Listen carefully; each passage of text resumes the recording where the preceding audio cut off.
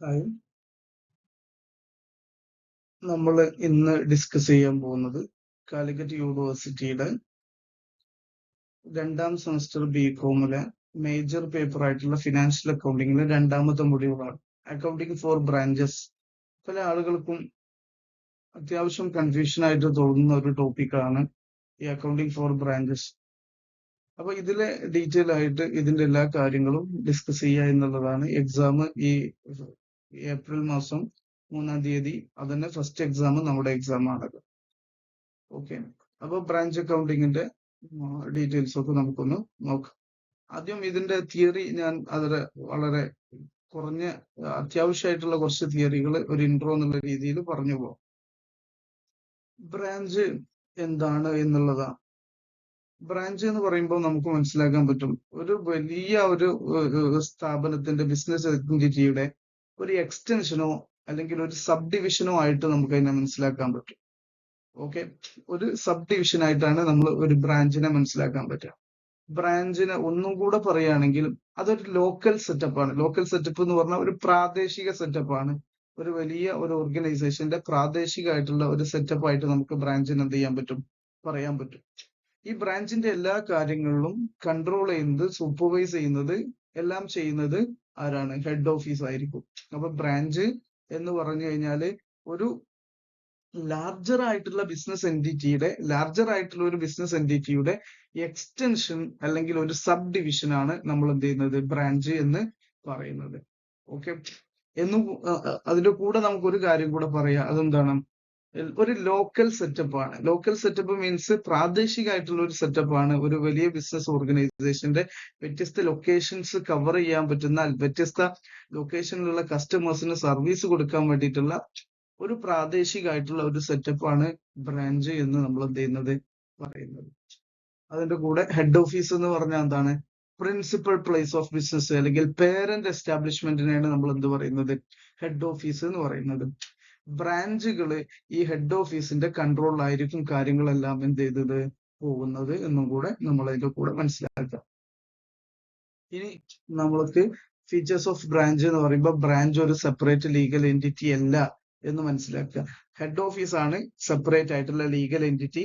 ബ്രാഞ്ചിന് separate legal entity പദവി നമുക്ക് എന്ത് ചെയ്യുന്നില്ല, കിട്ടുന്നില്ല എന്ന്. പിന്നെ ബ്രാഞ്ച് നമുക്കൊരു പ്രോഫിറ്റ് സെന്റർ ആയിട്ട് കൺസിഡർ ചെയ്യുന്നുണ്ട്. ബ്രാഞ്ച് ഒരു പ്രോഫിറ്റ് സെന്റർ ആണ്. അതേപോലെ തന്നെ ഇത് കൺട്രോൾ ചെയ്യുന്നത് ആരാണ്? ഹെഡ് ഓഫീസ് ആണ്. ഇത് ഹെഡ് ഓഫീസിന്റെ ഗുഡ്സും സർവീസും ആണ് എന്ത് ചെയ്യുന്നത്, സെയിൽ ചെയ്യുന്നത്. അതുപോലെ തന്നെ ബ്രാഞ്ചിന്റെ ക്യാപിറ്റൽ എന്ന് പറഞ്ഞാൽ അത് ഹെഡ് ഓഫീസ് ഇൻവെസ്റ്റ് ചെയ്തിട്ടുള്ള ക്യാപിറ്റൽ ആണ്. ബ്രാഞ്ച് ഒരു പക്ഷെ ഇൻഡിപെൻഡന്റ് ബ്രാഞ്ച് ആവാം, ഡിപെൻഡന്റ് ബ്രാഞ്ച് ആവാം, അതുപോലെ തന്നെ ഫോറിൻ ബ്രാഞ്ച് ആവാം. ഇതൊക്കെ അതിന്റെ ഫീച്ചേഴ്സ് ആയിട്ട് നമുക്ക് മനസ്സിലാക്കാൻ പറ്റും. ഇനി ബ്രാഞ്ച് അക്കൗണ്ടിങ് എന്ന് പറഞ്ഞാൽ എന്താണ്? അതാണ് അടുത്ത് നമ്മൾ ഡിസ്കസ് ചെയ്യാൻ പോകുന്നത്. സ്പീഡ് ഉണ്ട് എന്നുണ്ടെങ്കിൽ വളരെ പിന്നെ പ്ലേ ബാക്ക് ഓപ്ഷൻ ഉപയോഗിച്ചിട്ട് കുറഞ്ഞ സ്പീഡ് ഇട്ട് ചെയ്യാട്ടോ. ഓക്കെ, ബ്രാഞ്ച് അക്കൗണ്ടിങ് എന്ന് പറഞ്ഞു കഴിഞ്ഞാൽ ഒരു ബ്രാഞ്ചിന്റെ അക്കൗണ്ട്സ് സെപ്പറേറ്റ്ലി ഹെഡ് ഓഫീസിൽ നിന്നും സെപ്പറേറ്റ് ആയിട്ട് ട്രാൻസാക്ഷൻസ് മറ്റു കാര്യങ്ങളൊക്കെ റെക്കോർഡ് ചെയ്യുന്ന ഈ ഒരു അക്കൗണ്ടിങ് സിസ്റ്റത്തിനെയാണ് ബ്രാഞ്ച് അക്കൗണ്ടിങ് എന്ന് പറയുന്നത്. അത് എന്തിനാ നമ്മൾ അങ്ങനെ ബ്രാഞ്ചിൻ്റെത് ബ്രാഞ്ചായിട്ട് സെപ്പറേറ്റ് ചെയ്യുന്നത്? അവരുടെ ഇൻകം, ബ്രാഞ്ചിന്റെ എക്സ്പെൻസ്, ബ്രാഞ്ചിന്റെ ലയബിലിറ്റി, എല്ലാ ബ്രാഞ്ചിന്റെയും സെപ്പറേറ്റ് ആയിട്ട് ട്രാക്ക് ചെയ്യാൻ വേണ്ടിയിട്ടാണ് ഇങ്ങനെ ഒരു സംവിധാനം എന്ത് ചെയ്യുന്നത്. Okay, objectives of branch accounting ആണ്. ബ്രാഞ്ച് അക്കൗണ്ടിങ്ങിന്റെ ഒബ്ജക്റ്റീവ് ആണ് അടുത്ത ടോപ്പിക് നമ്മൾ ഡിസ്കസ് ചെയ്യുന്നത്. Profit asset. എന്തിനാണ് അക്കൗണ്ട്സ് സ്വാഭാവികമായിട്ടും പ്രോഫിറ്റ് അസെർട്ടൈൻ ചെയ്യാനും ലോസ് മനസ്സിലാക്കാനും വേണ്ടിയിട്ടാണ്. അതുപോലെ തന്നെ ഫിനാൻഷ്യൽ പൊസിഷൻ, ബാലൻസ് ഷീറ്റിലാണല്ലോ ഫിനാൻഷ്യൽ പൊസിഷൻ ഉണ്ടാവുക. അത്തരം കാര്യങ്ങൾ മനസ്സിലാക്കാൻ വേണ്ടിയിട്ട്, കൺട്രോളിങ്ങിന് വേണ്ടിയിട്ട് ഹെൽപ്പ് ചെയ്യും. കാര്യങ്ങൾ ഓരോന്നിന്റെയും എക്സ്പെൻസ് വിങ്ങൊക്കെ മനസ്സിലാക്കി അതിനെ സെപ്പറേറ്റ് ആയിട്ട് കൺട്രോളിങ് മെഷേഴ്സ് കൊണ്ടുവരാൻ പറ്റും. അതുപോലെ തന്നെ ബ്രാഞ്ചുകളുടെ പെർഫോമൻസും പ്രോഗ്രസും അസസ് ചെയ്യാൻ പറ്റും. അതുപോലെ തന്നെ സ്റ്റോക്ക് റിക്വയർമെന്റ്, ഓരോ ബ്രാഞ്ചിനും എത്ര സ്റ്റോക്ക് റിക്വയർമെന്റ് ഉണ്ട്, ക്യാഷ് റിക്വയർമെന്റ് ഉണ്ട്, ഇത്തരം കാര്യങ്ങൾ നമുക്ക് അസർട്ടൈൻ ചെയ്യാൻ പറ്റും. അതുപോലെ തന്നെ ബ്രാഞ്ച് എക്സ്പാൻഡ് ചെയ്യണോ, അതല്ല ബ്രാഞ്ച് ക്ലോസ് ചെയ്യണോ, ഇത്തരം കാര്യങ്ങൾ നമുക്ക് എന്ത് ചെയ്യാൻ പറ്റും, ഈ ബ്രാഞ്ച് അക്കൗണ്ടിങ്ങിലൂടെ മനസ്സിലാക്കാൻ പറ്റും. ഇനി ഓരോ അക്കൗണ്ടിങ് പീരിയഡിന്റെയും എൻഡിലുള്ള ക്ലോസിംഗ് സ്റ്റോക്ക് നമുക്ക് വേണ്ടി വരും കാൽക്കുലേറ്റ് ചെയ്തെടുക്കാൻ. അപ്പൊ അത്തരം കാര്യങ്ങൾ നമുക്ക് ചെയ്ത് മനസ്സിലാക്കാനും ബ്രാഞ്ച് അക്കൗണ്ടിങ് എന്താണ്, സഹായകമാണ്. അതുപോലെ തന്നെ നമ്മൾ അക്കൗണ്ടിങ് സ്റ്റാൻഡേർഡ് പ്രകാരം കമ്പനീസ് ആക്ട് പ്രകാരമുള്ള റിക്വയർമെന്റ് കംപ്ലീറ്റ് ചെയ്യാം. ഇനി ബ്രാഞ്ചിനെ വ്യത്യസ്ത രീതിയിൽ നമ്മൾ ക്ലാസിഫൈ ചെയ്യുമ്പോൾ ഇൻലാൻഡ് ബ്രാഞ്ചും ഉണ്ട്, ഫോറിൻ ബ്രാഞ്ചും ഉണ്ട്. ഇൻലാൻഡ് ബ്രാഞ്ച് എന്ന് പറഞ്ഞാൽ യഥാർത്ഥത്തിൽ ഇത് ഏറ്റവും ബെസ്റ്റ് രണ്ട് രീതി നമുക്ക് ക്ലാസിഫൈ ചെയ്യാൻ പറ്റും. ഒന്ന് ഡിപ്പെൻഡൻസി ഫാക്ടർ വെച്ചിട്ടുള്ള ക്ലാസിഫിക്കേഷൻ ആണ്. അതായത് ബ്രാഞ്ചിന്റെ എല്ലാ കാര്യങ്ങളും ചെയ്യുന്നത്, അക്കൗണ്ട്സ് അടക്കം എല്ലാം ചെയ്യുന്നത് ഹെഡ് ഓഫീസ് ആണെങ്കിൽ അതിനെ ഡിപ്പെൻഡന്റ് ബ്രാഞ്ച് എന്നും, ഇതിന്റെ അക്കൗണ്ട്സ് കാര്യങ്ങളൊക്കെ ബ്രാഞ്ച് തന്നെ തനിയെ ചെയ്യുകയാണെങ്കിൽ അത് ഇൻഡിപെൻഡന്റ് ബ്രാഞ്ച് എന്ന് നമുക്ക് എന്ത് ചെയ്യാം പറയാൻ പറ്റും. ഫോറിൻ ബ്രാഞ്ച് എന്ന് പറഞ്ഞാൽ നമുക്ക് ഹെഡ് ഓഫീസിന്റെ കൺട്രിയിലല്ലാത്ത മറ്റൊരു കൺട്രിയിലാണ് ബ്രാഞ്ച് സെറ്റപ്പ് ചെയ്തെങ്കിൽ അതിനെ ഫോറിൻ ബ്രാഞ്ച് എന്ന് പറയാൻ പറ്റും. ഓക്കെ, അത്രയാണ് അതിനെ സിംപിളി മനസ്സിലാക്കാനുള്ളത്. ഇനി ഡിപ്പെൻഡന്റ് ബ്രാഞ്ച് എന്താണ്? ഡിപ്പെൻഡന്റ് ബ്രാഞ്ചിന്റെ അക്കൗണ്ടിങ് കാര്യങ്ങളൊക്കെയാണ് നമ്മൾ ഡിസ്കസ് ചെയ്യാൻ പോകുന്നത്. ഡിപ്പെൻഡന്റ് ബ്രാഞ്ച് ഞാൻ ഓൾറെഡി പറഞ്ഞു, കംപ്ലീറ്റ് ബുക്സ് ഓഫ് അക്കൗണ്ട്സും ഹെഡ് ഓഫീസ് മെയിൻറ്റെയിൻ ചെയ്യുകയാണെങ്കിൽ അതാണ് ഡിപ്പെൻഡന്റ് ബ്രാഞ്ച്. ബാക്കി കാര്യങ്ങളൊക്കെ നിങ്ങൾ വായിച്ചാൽ നിങ്ങൾക്ക് മനസ്സിലാക്കാൻ പറ്റും.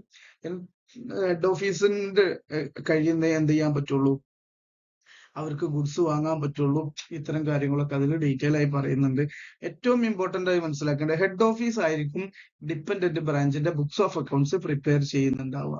ഓക്കെ, ഇനി ഡിപ്പെൻഡന്റ് ബ്രാഞ്ചിനുള്ള അക്കൗണ്ടിങ് കാര്യങ്ങളാണ് നമ്മൾ ഡിസ്കസ് ചെയ്യുന്ന രണ്ട് മെത്തേഡേ ഉള്ളൂ. ഒന്ന് ഡെറ്റേഴ്സ് മെത്തേഡ്, മറ്റൊന്ന് stock and debtors method.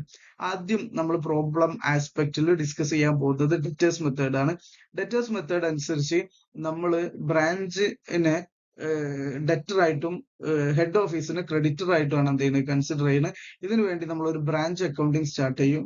Branch അക്കൗണ്ടിന്റെ ലെഡ്ജർ സ്റ്റാർട്ട് ചെയ്യും. പിന്നെ ഇത് നോർമലി സ്മോൾ സൈസിലുള്ള ബിസിനസ് കൺസേണുകളാണ് എന്ത് ചെയ്യുക, ഡെറ്റർ സിസ്റ്റം ഫോളോ ചെയ്യാം.